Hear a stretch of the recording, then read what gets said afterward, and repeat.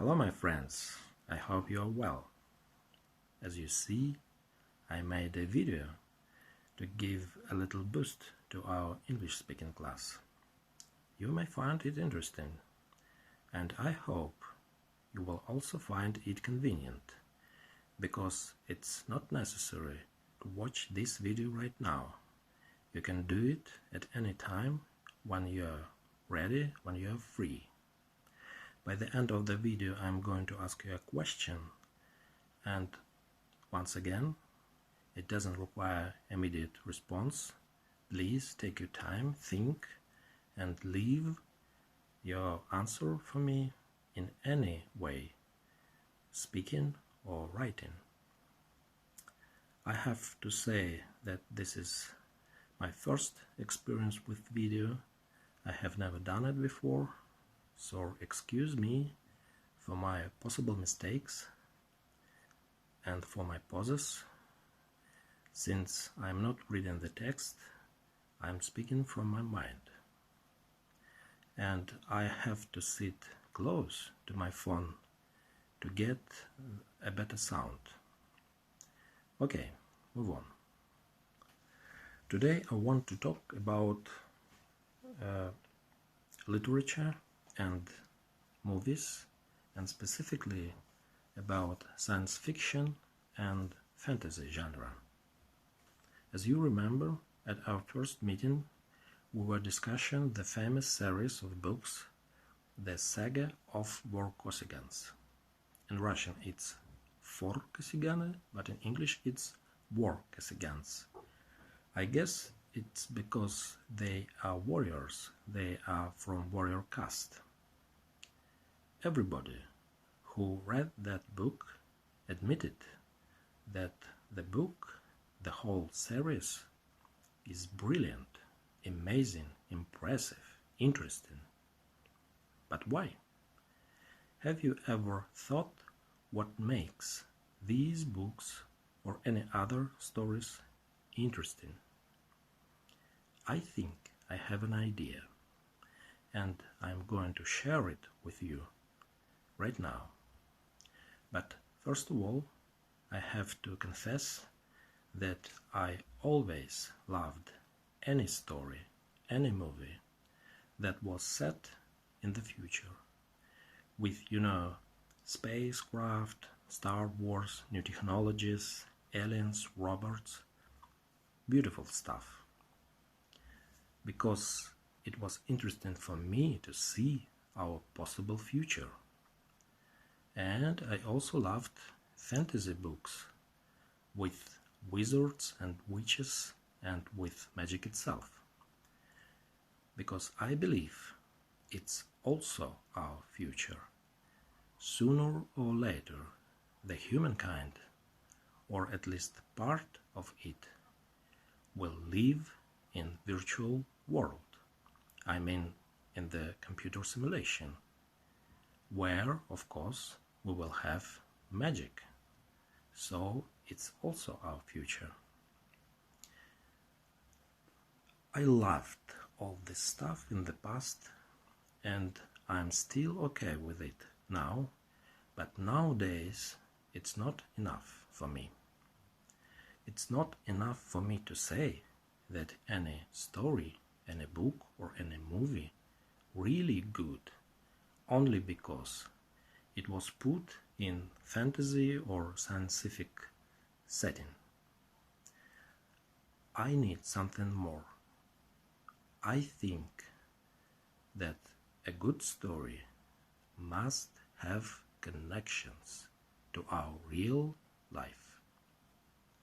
I don't want to see superheroes, men and women who have no problems, or at least I cannot understand their problems since they are far from mine.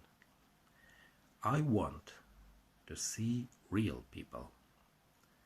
And yes, it sounds a little bit crazy, because we're talking about unreal stories, but all the same, in those unreal stories must be real people like you and me, and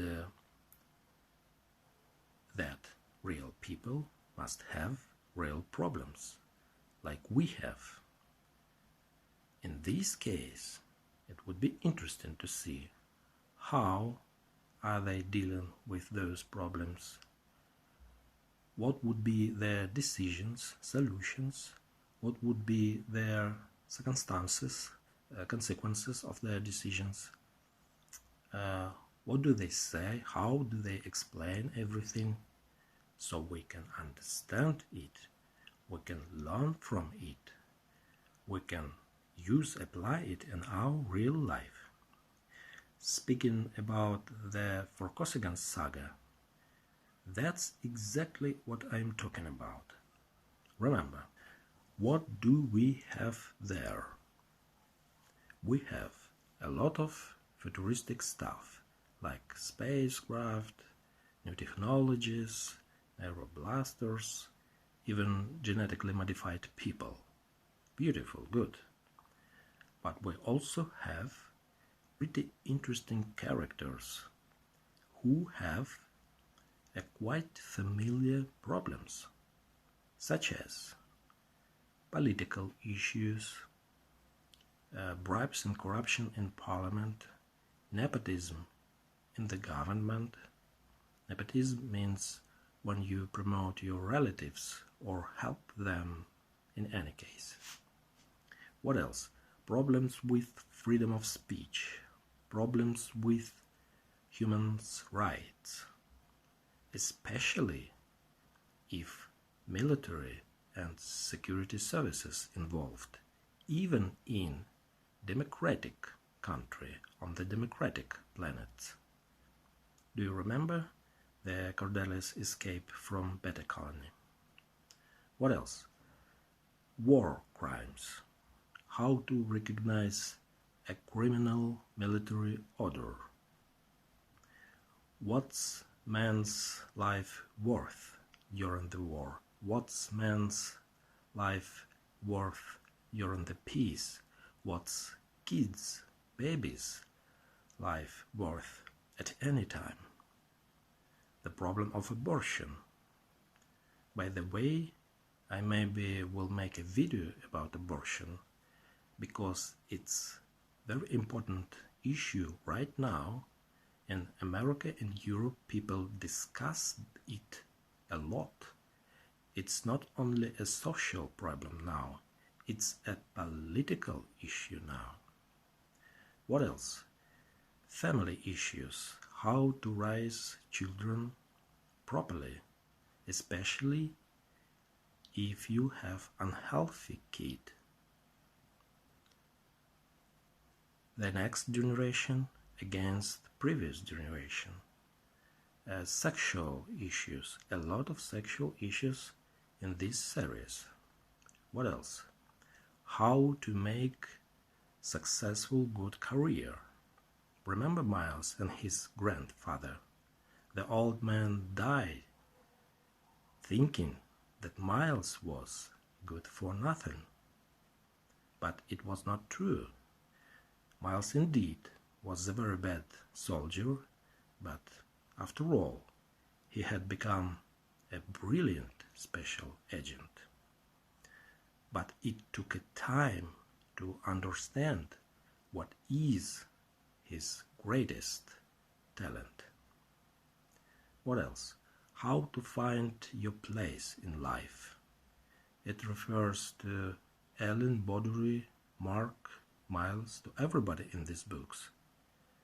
And more, so many interesting, important issues that we also have in our real, everyday life.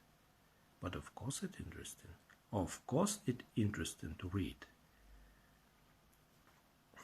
I think this is the key. This is what makes these books or any other good story interesting, valuable to us. It's like a mirror that reflects our real life from unreal fantasy environment. to give us opportunity to look at our life from the absolutely new angle, from the new point of view. And maybe we could understand something new about ourselves. So this is my opinion. If you agree or disagree with me, please let me know. And now I want to focus on one certain episode from the book that contains a very interesting political issue I want to discuss. As you remember, one of the main characters in the book was Lord Earl Vorkosigan. I guess we can call him Lord V for short. So Lord V was an admiral of space fleet. He was a very famous, brave man who had a very bad reputation. By the way, do you remember what he said about the difference between reputation and honor? Your reputation is what people know about you. Your honor is what you know about yourself. Brilliant, isn't it? So, Admiral V had a very bad, controversial reputation, but he was definitely man of honor, man of principles. And one day he became a regent of empire. The regent, in Russian it's regent. Regent is a person who makes political decisions instead of king or emperor if king or emperor is too young. The old emperor was dead, his son was killed in previous war, his grandson was a little boy, so they needed someone to rule the planet until young emperor grew up, and that man was Lord V. He was appointed by old emperor and was approved in the parliament. So, for a while, it's not a permanent position, but for a while he became a factual ruler of the planet and concentrated a huge power in his hand. And do you remember what was the first decision he had to make at the very beginning? Nasty business. It was an accident or incident in which a group of young men, students of military school, after drinking of course, started to arguing and then started to fighting each other in a boyish manner. But unfortunately, one of them killed other boy, and since the dueling was forbidden, he was convicted as a murderer, and according to the law, he faced execution. But he also had a brother who was familiar to Lord V, and that man came to Lord and said, "My old friend Errol, help me please. My brother is in trouble. It was an accident. They were tipsy, you know, those boys. They are always arrogant, a little bit aggressive, stupid. But of course my brother didn't mean to kill that boy. And my brother definitely doesn't deserve execution. Please save him. Do it for me. And I will owe you for my entire life. I will be in debt to you for my entire life. I know you have that power." And what was the response of Lord V? He said, no. He said, for a long time our planet was suffering a lot of corruption and nepotism. And when I became a regent, I decided strongly against this practice. If I help you, what would people say? People would say, but of course he did it for his friend. But if it has been anyone else, Lord V wouldn't have moved a finger. He would never have done anything.